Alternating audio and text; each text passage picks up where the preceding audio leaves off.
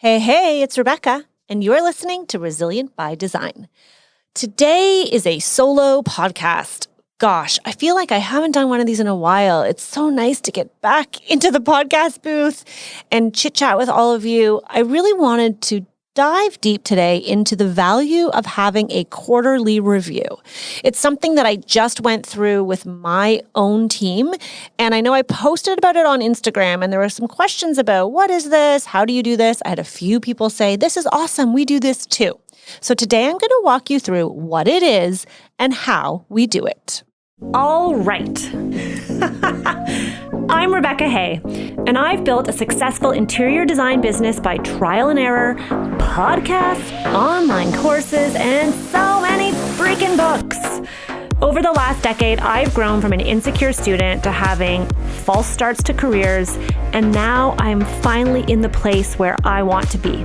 Throughout my journey, it's been pretty obvious that I'm passionate about business and helping other entrepreneurs do the same. Each week, I'll share tangible takeaways from my own experience and the experiences of other badass women to help you build your confidence and change your business. Are you as tired as I am working in a bubble?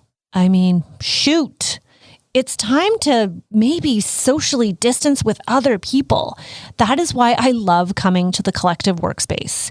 If you are someone who is looking for a little bit of stimulation, a lot of beauty, the Collective Workspace is a really great place to go. It is a co-working space for designers, architects, and builders in Toronto, and they're opening a second location this spring.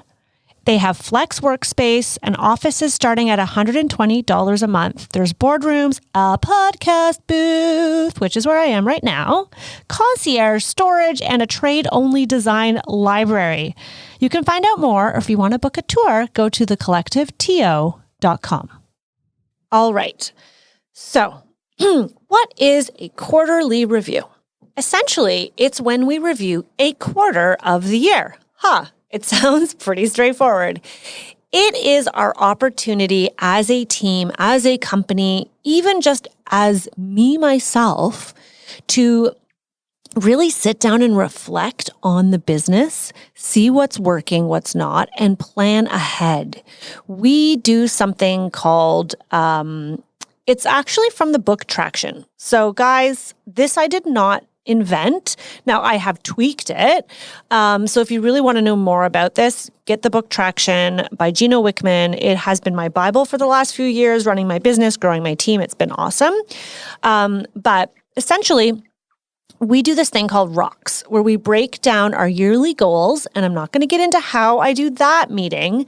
I have talked about a little bit when I do my year in review and when I talk about goal settings. You can go back and listen to those episodes. And maybe if people are interested in the future, I can do a specific episode all about how we run our team end of year review meeting.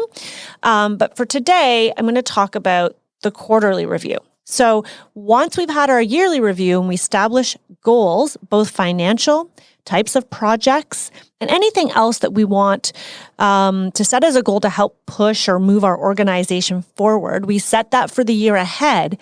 And then every quarter, we check in and we set smaller, more bite-sized goals that we call rocks for each quarter to accomplish. And then we come up with a system and a way to do it.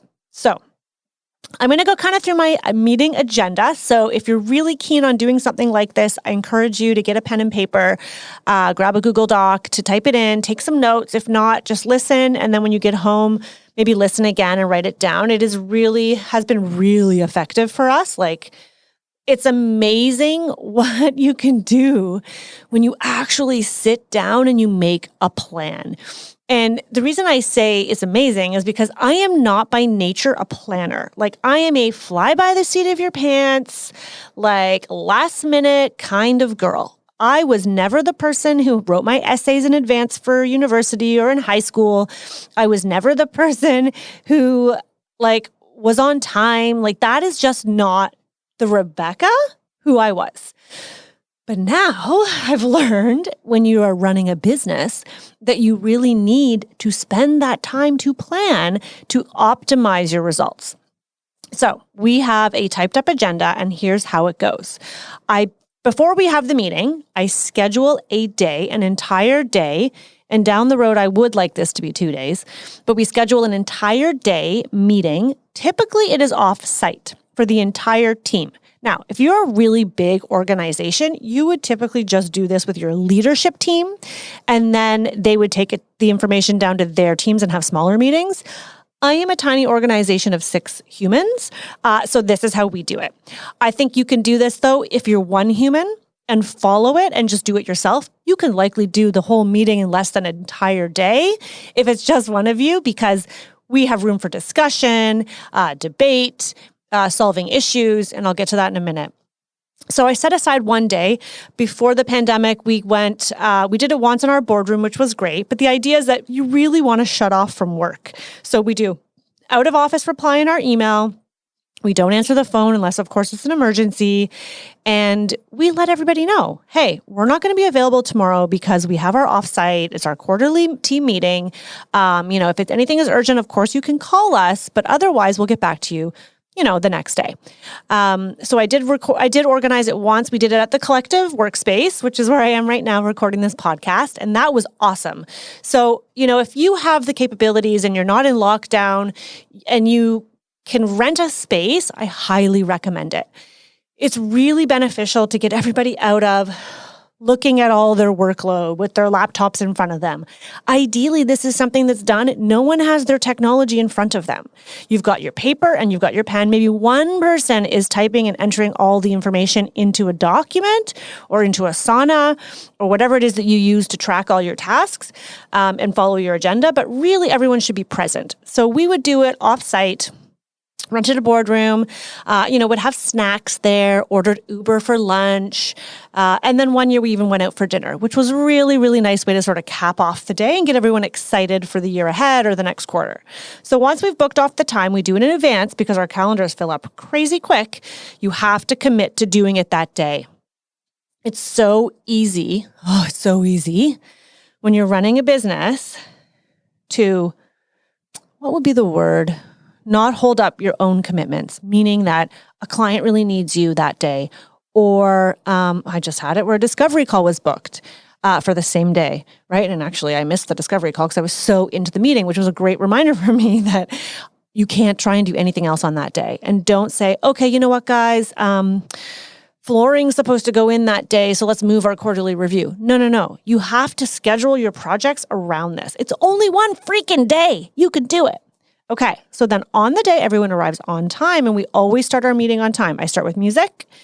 If you've ever taken one of my courses, then I like to start every sort of Zoom call, and often we will take breaks and do more music, but with tunes, so everyone can get up and move and dance and just get the energy up and encourage positivity. It's an intense day, but it should also be really invigorating. So we do that. We start with a segue, which is where we kind of go around the table and we celebrate our big wins from the last 3 months. And I really usually take that time to thank the team, whoever is with me, and say, it's been a great 3 months. We'd love to share your wins. So then I ask everyone to come prepared with 3 things. And then we go around the table and each person shares these 3 things. So get a pen and write this down. The first thing is your best business and personal news in the last 90 days. Your best business and personal news in the last 90 days.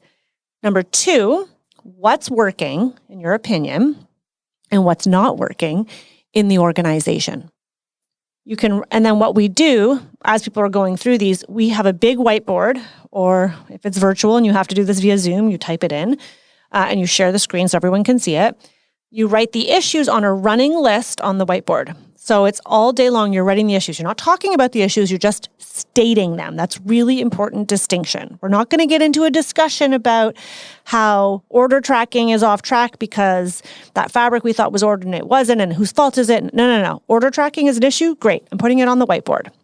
That's the second thing. And then the third thing is really important. Sounds silly, but it's really good. Your expectations for the day. I ask everyone to share, what is your expectation? So here's an example. An example might be, The best business news is that we landed 2 big decorating jobs during COVID, and one's already completed. Woohoo! Also, my son learned to ski. Number 2, what I feel is not working is our project completion consistency and our long-term client follow-up. And 3, my expectation is to solve this once and for all. That's an example. And we go and we take turns, we go all the way around. And myself, and I, as the business owner, I also state these. I usually wait to do mine at the end.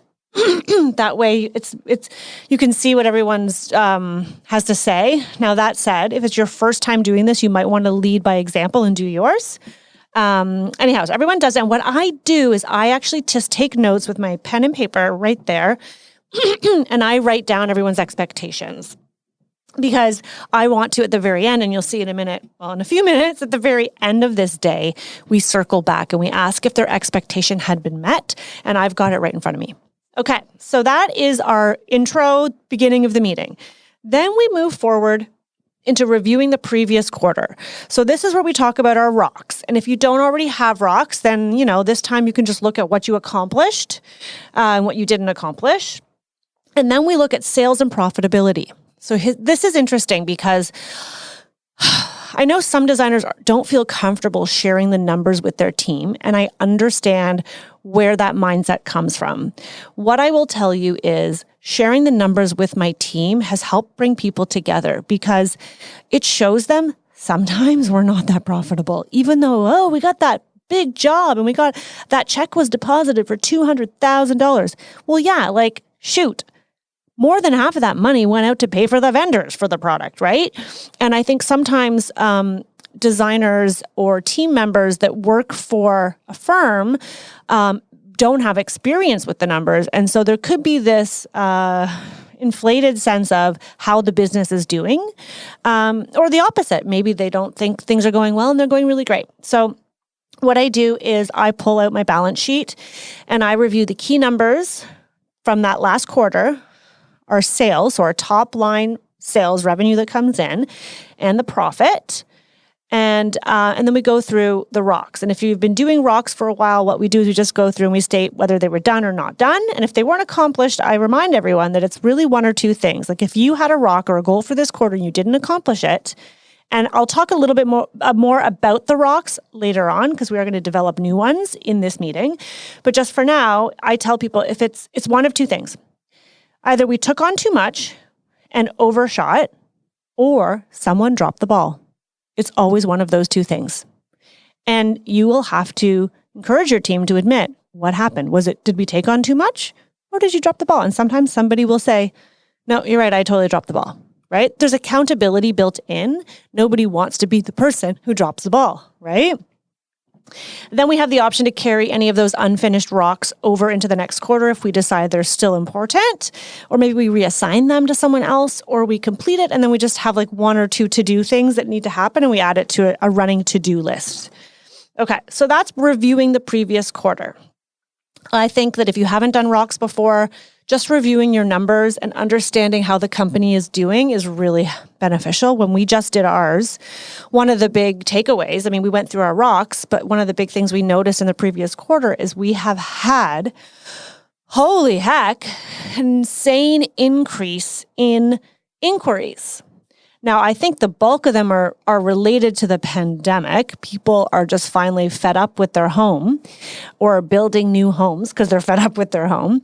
And it's also, I think, the accumulation of all the years of building the brand, right? So it's kind of like those two things aligning. But it was a really interesting point of reflection for us. Okay, so after that, you can decide. I'm going to just say, I used to have a very set time when we did a break. Now I just go by time. So usually if we start at 9, by 10:30, I usually say, okay, let's take a 15-minute pee break. You can have a coffee, glass of water, maybe go outside, get some sun on your face, what have you. It's really important to give people that time, especially if you're doing this via Zoom. Oh my God, we all know Zoom fatigue is a real thing. Okay, so then after we review the financials, this is when we review our vision and our long-term goals for the company. And this is something that if you haven't done it, you need to do this first. There's no point in doing a quarterly review if you don't have goals that you're striving towards. That's when you really need to sit down and do some big planning. But we usually take anywhere from 30 minutes to 2 hours. Usually it's not 2 hours. Usually it's like 45 minutes, just to get everybody back on the same page. So we review our ideal client, who that is, and we decide, okay, does this ideal client still apply? Has anything changed? We used to say our ideal client has dreams to own a second property in the next 5 years. Well, this time we went through the quarterly review, we said, does this apply? No, I feel like our ideal client, they already own a second property, right? So we're continually trying to level up. And I'll tell you a little story, which is, I think I've told it before, but we had an intern who then became a junior designer with us. And the first time that she was a part of one of these meetings, and I literally read. And if anybody here has done either Momentum or Power of Process with me, you will know exactly what my ideal client is because I share the full document with you. But I literally read through it paragraph by paragraph, and I ask the team, and I say, does this reflect your ideal client? And my junior at the time was like, am I missing something? Because this is absolutely not the client that we have right now. And I was like, I know, girl. That's the point. The point of having an ideal client is it's someone who's ideal. It's your dream. And it's something that will help you strive to get there. And that will be reflected in everything you do within your business. Because she couldn't understand. She's like, but this isn't our client. Our clients don't have that kind of money. Our clients aren't this profession. Our clients this, and that. I'm like, I know. But then the funny thing is the next year when she was in the same meeting and we looked back on it, she's like, oh, wow, that's our client now. I'm like, yes, exactly. Okay, so we review our ideal client sheet. We also look at our 3 and 1 year visions and goals. And then, so those will be something that we've already created. They're written down. We look at them. We talk about them. We're like, just a reminder, in 10 years, we want to make $25 million, right? Don't forget, we want to decorate Harry and Meghan Markle's house. These are the goals that we have. True story. These are the goals that we have on paper. And we just read them out loud. We're not tweaking them or changing them. It's just to remind everybody that we're on the same page. We have one of our goals is to be a leader in sustainability, right? It's a long-term goal for us. And so it's a continual reminder so that when we plan out the next quarter, we're making sure that what we're planning is in alignment with those goals. Okay. And then the last thing we do as part of this segment, which is reviewing our vision, is looking at the last time we did a quarterly review, the issues list that we had, and how many of those issues still exist or have been eliminated. And we kind of go through the list, we cross things off that have already been taken care of, and it makes you feel good. So when we did this, we're like, okay, great. And then our operations manager was like, guys, you need to take a pause for a second and look at that. You have eliminated 19 issues on that list. And I was like, oh yeah, someone needs to ring a bell. Ding, ding, ding. We have a bell in our office, that's why. Okay. The next part is to establish the next quarter's rocks. So you look at everything that you want to accomplish in the next 90 days. So you create a list. So here we go. We now remember our client, remember our vision and our goals, and we know what we did or didn't accomplish last quarter. And we make a long list, usually it's 10 plus things of everything that we really want to accomplish in the next 90 days. Then step 2 is to prioritize that list. So you need to keep, kill, or combine and determine the most important priorities for the company in the next 90 days. When we just did this, I think we had 6. We narrowed it down to 6. And then we were walking through it and somebody was like, I feel like this is all stuff that Vera does anyways. Is this really a rock? Also, is it fair that Vera has 3 of the 6 rocks? And we were like, yeah, you're right. Launching Momentum. I mean, that's just something we're doing anyways. It's not really a rock. A rock is something that is out of what you do every day that will help move the needle closer to your goal. My rock this quarter is to launch a new website. It's been kind of in the works. Nothing's really happened. I'm making it my rock to launch the website.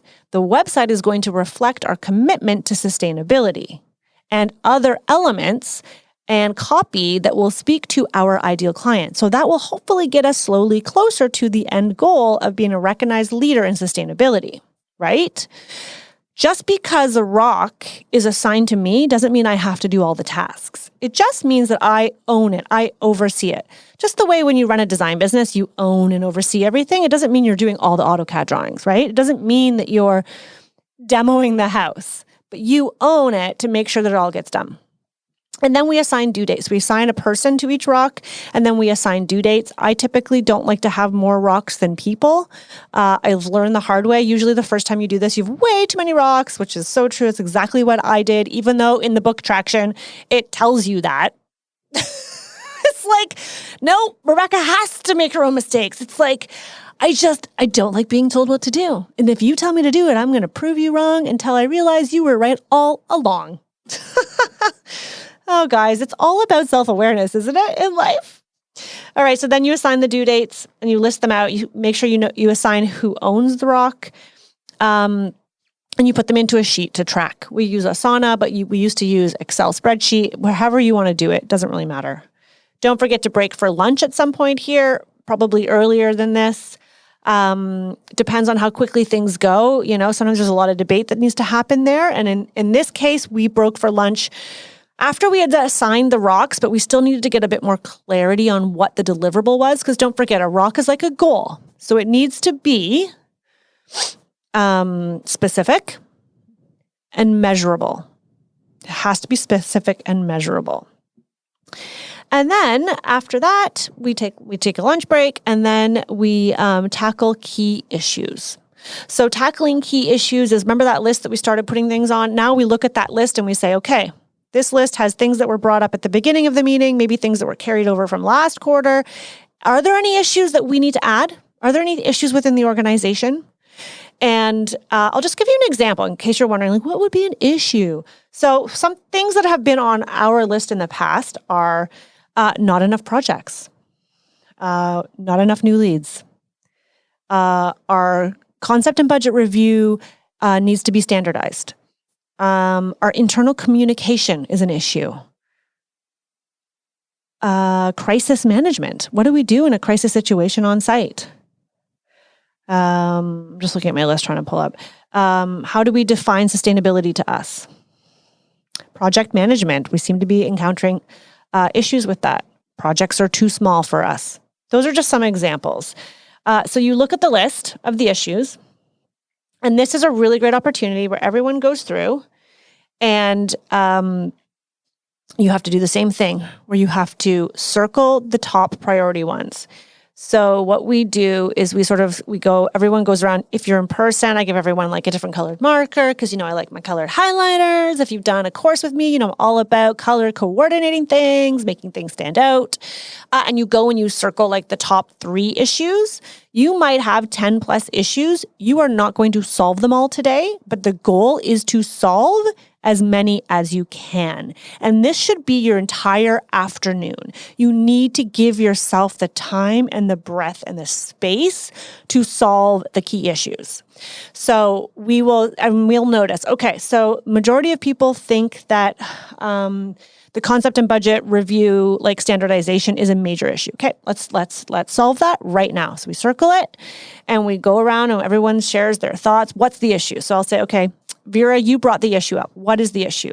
Someone else will say, yeah, like I feel like this. And then we'll say, okay, well, what if we create an example so that future designers know what it's supposed to look like? Great. Okay. I'm going to say, who's going to do that? Rebecca Weatherall? Great. She's going to create an example. When do you think you have that done by? Awesome. Next Tuesday. Perfect. What else do we need to solve this issue? Okay, well, maybe it's a scheduling issue too. We never give ourselves enough time to do it and we don't have advanced preparation. So let's start a rule and let's say that we need to have a minimum of an hour and a half scheduled time slot for it. So if we run over, we have that time and we come up with solutions on the spot and we solve it. It doesn't mean, so we solve it or we come up with the ways to solve it so that at least after the meeting, we've either completely solved the problem, right? And maybe it's just I need to tell them my expectations for something and it's done.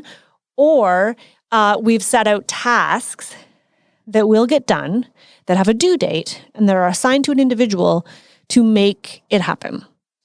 This part, tackling key issues, I think is probably easier when you do have a team, mostly because you can bounce ideas off each other. I think as a solo, it's possible, but you really have to have the discipline to lock yourself in a room, not look at your phone, and not do anything else except think about the issues and figure them out. You might even just want to have a colleague. If you're on your own and you want to do this exercise, have a colleague come in with you and bounce ideas off of them. They might have ideas from their own experience in their own business and they can help you troubleshoot. Okay, so once the issues that we don't solve, because I just said you can't solve them all, the issues that we do not solve are added to a weekly list that we review once a week. We call it Team T. You could call it anything you want, but it's a weekly meeting to review our rocks and understand accountability, right? So I'm not going to get into that meeting right now, but that's what we basically do. And then after that, we just talk about next steps. So the next steps are, so-and-so is going to put all this into Asana. We've got our 4 rocks for the quarter. Next week, we're going to meet, talk about, make sure everyone's on track, working towards accomplishing those rocks.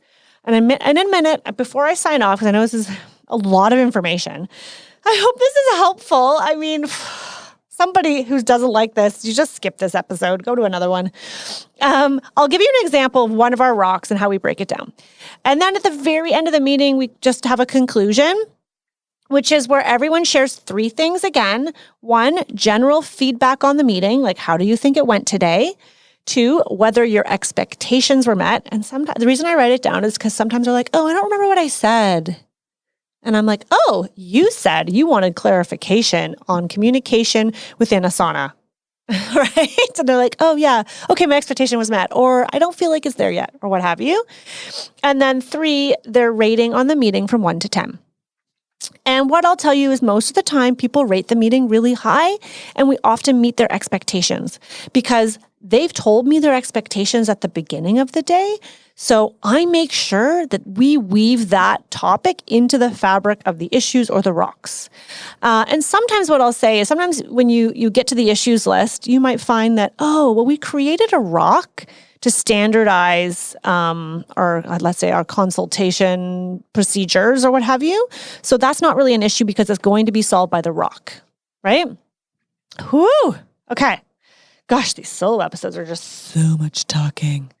Okay, I want to share with you, I'm trying to find it. Where is it? Q2 rocks. Okay, so here's an example of a rock in case you're like, I don't understand. What does she mean? So it's a goal that is achievable within 90 days that will get you closer to the greater vision that you have or your yearly goal for the company. So one rock that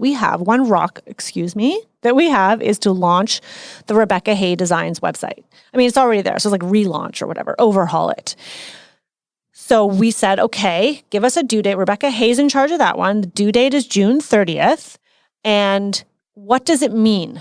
Because if you don't say specifically, what do we expect to see at June 30th, then it's I'm working on it. That's not a rock. That's just an ongoing to-do. So what that means is by June 30th, these are the points that I have on my paper. We will have the website live, the new website live. We will have had it built by an external company because we're not going to do it ourselves this time. We will have all the copy will have been completed and written. The desired images will be selected. The blog post will be scheduled. All the content will be created. We'll have tested all the existing links, and we're going to have a launch party booked. Those are just some of the things. And then what you can do for yourself when you've been assigned a rock is you break it down to what do I need to do in 30 days? What do I need to do in 60 days? And what do I need to do in the last 90 days? To get me to that rock so that come day 60, you're not like, oh, shoot, I forgot I wanted to launch the website, right? And that's why we have weekly meetings to hold people accountable. So next week, I have to check in with my team and tell them if I've done any work towards achieving my goal and tell them my status of where that's at, right? So I better hustle. And it is outside my daily regular routine. So it does take a little extra effort, but that's what pushes the needle and that's what grows you. All right, guys, that was a lot. I hope you enjoyed that episode. I would love to hear from you. Do you do this or some form of similarness? And if not, definitely let me know if you try it, how it works out for you. Again, I did not come up with this system. This is from the book Traction. I mean, I've taken it and tweaked it a little bit. So if you're interested in reading more, definitely grab that book by Gino Wickman. This is not an ad. I just really like that book. And that's it, guys. Follow, subscribe, leave me a review. I would like that. And don't forget, we have a Designer Meetup Facebook group. It's free. Join us there. All kinds of great nuggets of wisdom are shared. I've been doing some Facebook Lives there with other designers, interviewing them, and it's been pretty interesting. So we'll share the link in the show notes. And that's it. I'll see you soon.